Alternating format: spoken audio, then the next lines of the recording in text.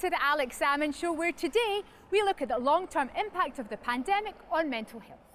Top TV psychologist Emma Kenny gives some vital tips on how to cope with the particular pressures of this unique year, as worries about family health are now being joined by fears about family finances. And then Wonderbirds are go, as Alex meets a group of very lively women who decided to tackle lockdown by launching their own online chat show, featuring a number of special guests, including Paul O'Grady, Sally Dynevor, Gok Wan and Beverly Knight. All is coming up in our show, but first over to Alex with your tweets, emails and messages. Now, quite a reaction to last week's show, and a big vote of thanks to Dr. Pankhania, our public health expert from Exeter University, who engaged online with so many viewers. And in that vein, Julian says, I enjoy hearing Dr. Pankhania's views, which are always thoughtful and considered. But Eleanor says, seeing the holidaymakers trying to beat the quarantine clock gets me riled. Ken says, it dumbfounds me there's a warning period. All it does is give people a chance to circumvent the public health measures. And Ralphie says, I lay the blame at governments myself, they let it happen. ISSR says, refreshing to have the topic of COVID covered with solutions instead of speculation. And Maureen Ferguson says, thank you for the great show. If this man, she's talking about Dr. Pankhania, was listened to, there would be less death. Ian McNaught strikes a different note. He says, track and trace, social isolation, lockdown have all failed miserably to beat Covid-19 or even get it under control. When are politicians going to realise that this is a failed strategy? Now back to Tasmina. Emma Kenny is just about the best-known psychologist in the UK through her resident spot on morning television. In recent weeks, she shared with the nation her grief on the death of her much-loved pet and told the English Education Secretary that he wouldn't get anywhere until he started to trust teachers. Emma has become an important voice in how to emerge from lockdown with your mental health intact. She is now in conversation with Alex. Emma Kenny, when we last spoke, we were right in the middle of the lockdown period, and you were talked about the very, very particular pressures on people at that stage. How have these pressures developed over the last few months? I mean, personally, I think they've intensified, and I think they've intensified for lots of quite common sense reasons. So the economy is really struggling and people have lost their jobs, and this is becoming a more permanent feature. The way that lockdown's gone from a temporary measure to something that feels like it's become almost permanent. And then the fact that services have been crippled to some degree because access has been denied in lots of different areas where mental health is concerned. I think that people really are struggling because something that felt like it was going to be quite a temporary experience has become fast a permanent fixture.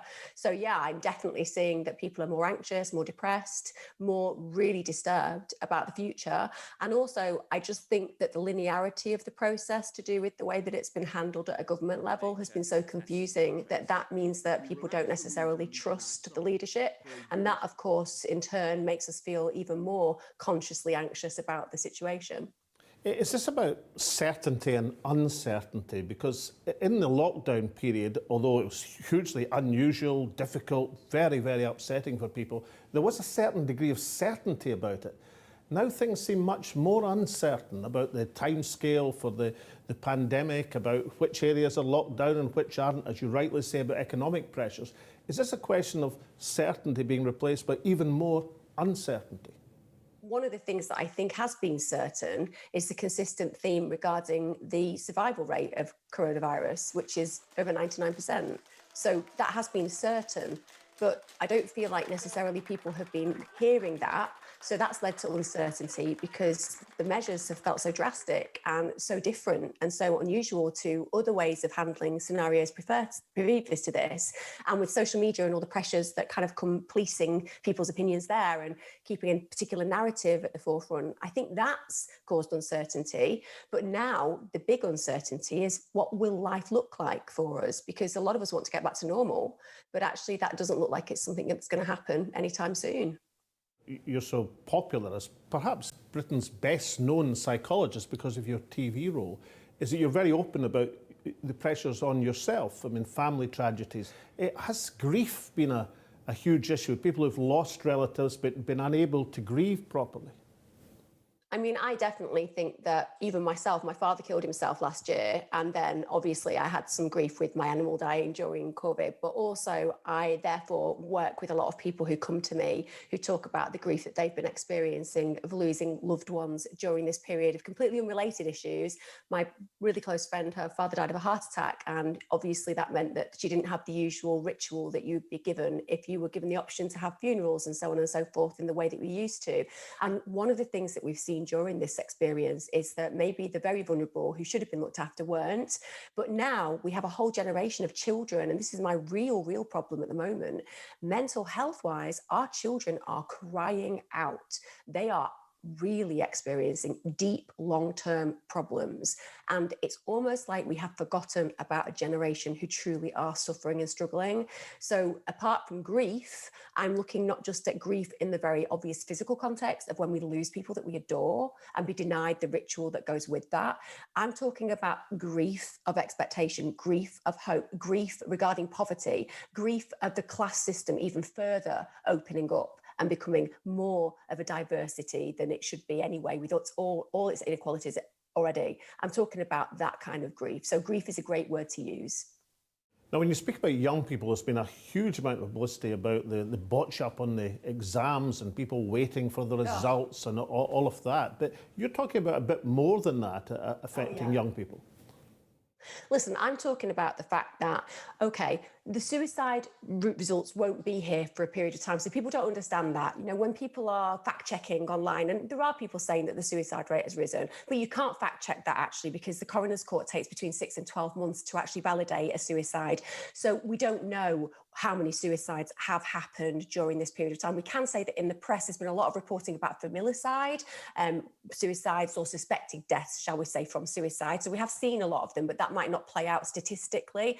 But one of the things that we did know is in the first 56 days of lockdown, there was an increased child suicide rate. And it was pretty big, you know, for that time compared to the 56 days before.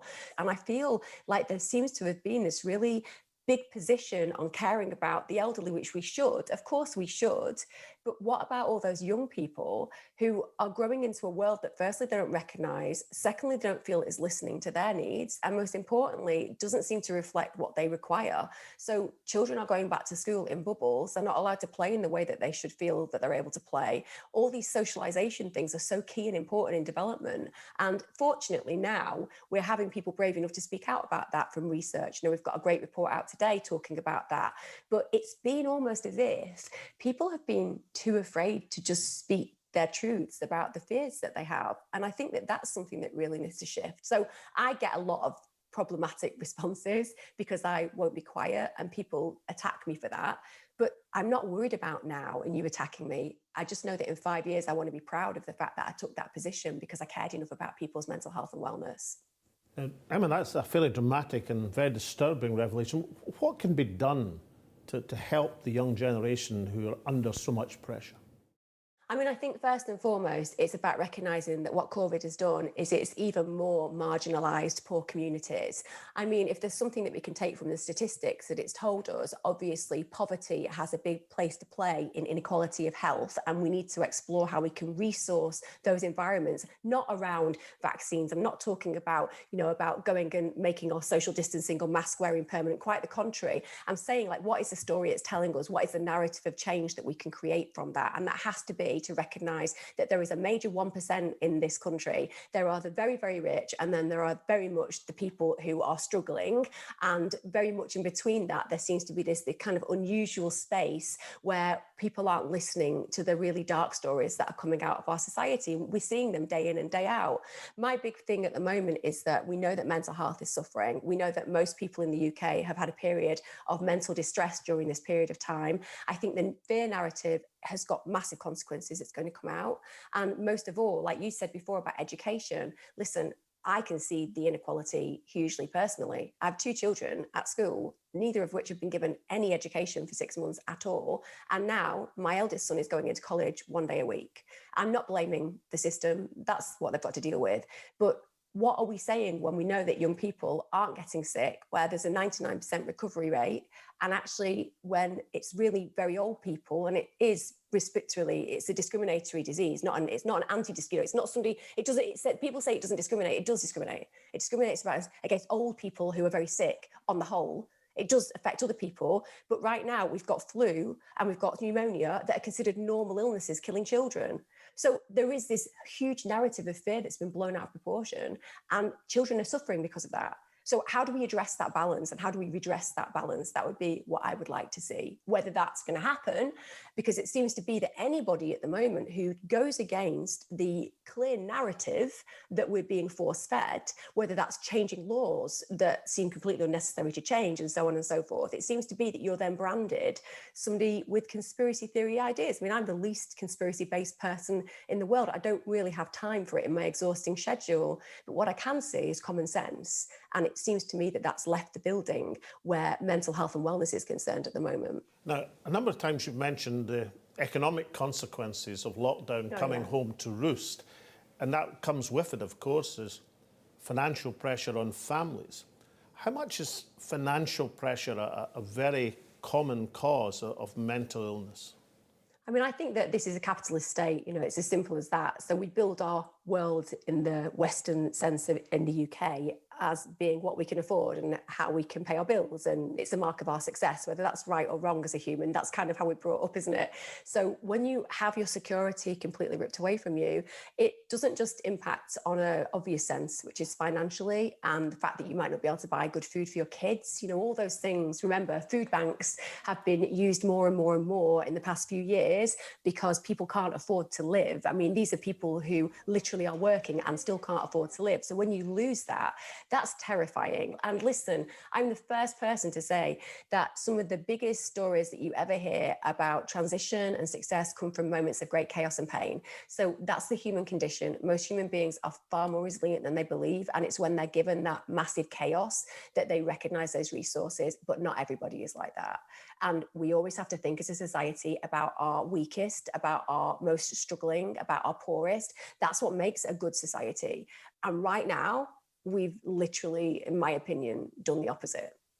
Join us after the break. Well, I'll be asking Emma Kenny for some first-hand advice for you for how to cope with the pandemic.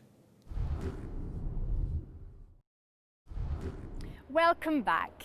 Alex is speaking with TV psychologist Emma Kenny about the unique pressures on mental health which are a concerning outcome of this extraordinary year. Emma, how are these things going to play out long term? I know it's hugely difficult, it's so unprecedented, so many factors, but how do you feel things are going to play out in mental health in the long term? I think that if they remain within this social distancing, families not being able to get together, if they carry on doing that, I think it will be pretty catastrophic for human beings. Listen, one of the big problems that I think humans have is you forget you're an animal. You're an animal. We might want to separate ourselves because we feel that we've become some conscious, altruistic, incredibly intelligent beings. But actually, basically, you are a human animal. And animals need socialization. We are 98.8% related to our cousins who are chimpanzees. We have exactly the same cousin. It's as simple as that. They're our ancestors. And that DNA, it thrives through one thing, socialization. You cannot get that online. You cannot get that on the telephone. It will be a really sad second. You need physicalization, touch, connection. You need to have momentary interactions with strangers. You need to see their faces. This isn't something that's me making this up. This is about studies that we can evidence that have been existing since we started to research this. We need each other. We don't need to be walking around one-way systems because, again, it deflects from the socialization that makes us human. So that's going to be an issue on mental health and wellness. Some people will be sat at home now feeling completely all right. They won't have a problem at all. And in 2 years' time, they'll have a breakdown of some sort, because that's what trauma does. When you're fed lots and lots of negatives over a period of time, whether they come to fruition or otherwise, the point is you get traumatized vicariously. That's been happening constantly. So that's another issue, that maybe in a year to 2 years, we're going to have lots of people crippled by anxiety and depression. Add to that, as you said, the fact that we have the major economic calamity that we know is occurring, then that's going to additionalize all of those mental health pressures. And mental illness and and mental health are different. So, we all struggle with mental health issues. People will develop mental illness, but usually that's a separate issue to dealing with what I'm talking about now, which is pretty much all of us have got some anxiety and depression regarding this particular virus. And we want to get back to normal at some point. And again, going back to what you said about uncertainty, there seems to be very little uncertainty regarding the actual evidence that we should be being given that should make us feel better, and a lot of certainty regarding the scaremongering that's putting people in even more traumatized positions. One of the big things that I think we need to do is to start having some really positive conversations about the reality of where we are and not focusing on the negatives, because it seems to me a really unusual, when you look at it on a linear level, a really unusual focus when you can see that over 99% of people survive. But the physical death toll, direct and indirect, is going to run to millions worldwide. I think the indirect, particularly, I agree. I think they've quoted a rough estimate about 95,000, wasn't it, that they expected from people who hadn't been treated and hadn't received the kind of care that they need. I know somebody who's just been diagnosed with breast cancer.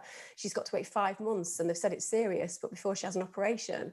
So these are real lives being affected. But the other side of it is you can say that it discriminates. When people are saying that message, it doesn't. It does. It discriminates people who are majorly older, not at all like 50s, even over 65, you're still looking at creeping up to the 70s, 80s mark with other conditions. It is a discriminatory illness. There will always be the odd person who doesn't fit that paradigm, much as there'll be somebody at 15 who has a brain hemorrhage or a heart attack. There are always people who don't fit the ordinary paradigm and experience. But for the most part, it is discriminatory. But over and above these physical impacts and physical health, are you saying with us now and coming right down the tracks, there's a tsunami of mental health implications? Everybody who is working in this field from day dot when we started going into lockdown absolutely have been saying that this is our concern. This is our concern, that there is going to be a massive, massive wave of people who just feel that either their society is not one they recognise and they struggle with that, or young people who feel that they're hopeless and there's not really much point being here. What we really need to do now is think about, well, how do we to some degree change the narrative so people can feel less fear? Because at least if we drop the fear a little bit, then people's anxiety levels will hopefully become more manageable, which means that they'll be able to see the clouds clearing so that they can make some strategy over their lives that they might have to change due to things like unemployment. Emma, one last question.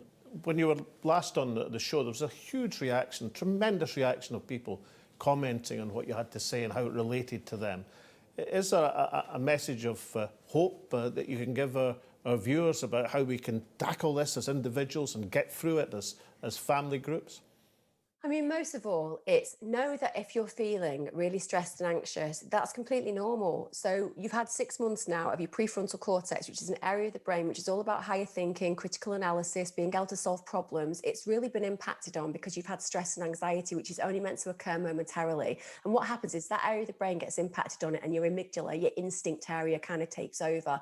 So you've had months of this kind of higher functioning area feeling like it's kind of been blitzed and like really affected. So know that if you've not been feeling great, if you've not been thinking clearly, as things hopefully get back to normal, you'll just automatically start to get a lift in that area, and that will translate to you feeling a little bit better. On top of that, look, if you've survived this long, and even though it's been challenging and you've still got great relationships with the people that you love, reframe it. You're blessed, because it's great to miss people. It's great to have those people that you know that you love in your life and that are there for you. And then on top of that, look, digitally detox. I am one for doing that. Literally, I have to put my phone down quite a few times a day, because when you have opinions like me, you're obviously going to get met with a lot of negativity. And I note the difference when I put my phone down and I just have some hours out with my family and friends, and I allow myself to have that level of peace. So try to use things like that to give you a blocker to that constant onslaught. You don't need the news apps. You really don't. Because all you need to know is what happens in your life, in your world. So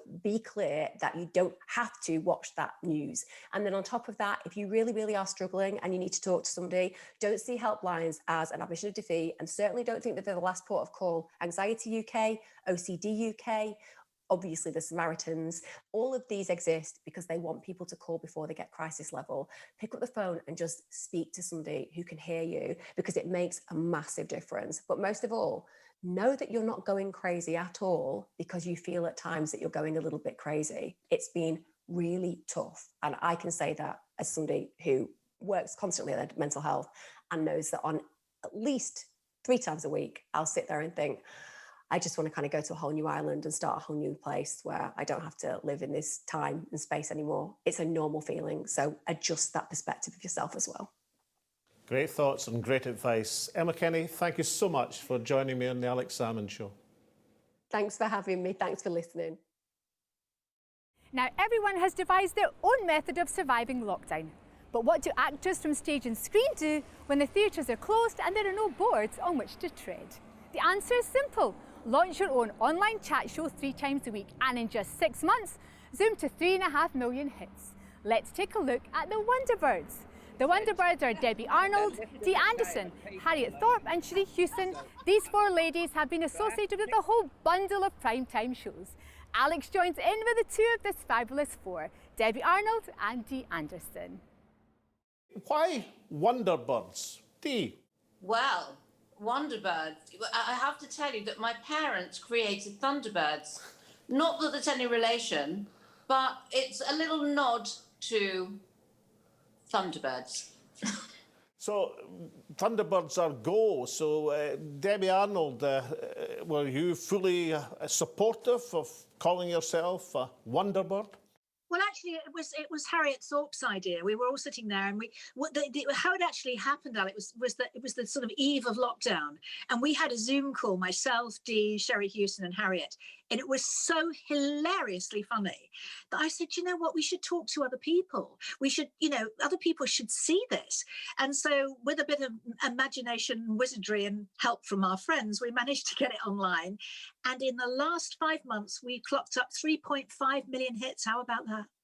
That's extraordinary. You're making me jealous now. And so, along with Cherie and Harriet, Dee, the 4 of you are the Wonderbirds. Was this a sort of way of your own? I mean, you're all theatrical through and through, and there are a few boards to tread at the present moment with theatres being closed. Was this your way of surviving lockdown? Well, yeah, and actually it really helped us because we spoke to each other and we commiserated and we had a drink and we had a laugh, and we just thought, if we actually put it out there, maybe it would help other people as well. And it really has, because we've had loads of emails from people saying it's really helped them in lockdown, and actually it's helped us as well.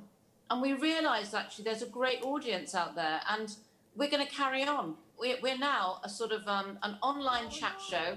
People come on, big stars come on, just to sort of promote their book or film. It's a bit like the Graham Norton online, actually.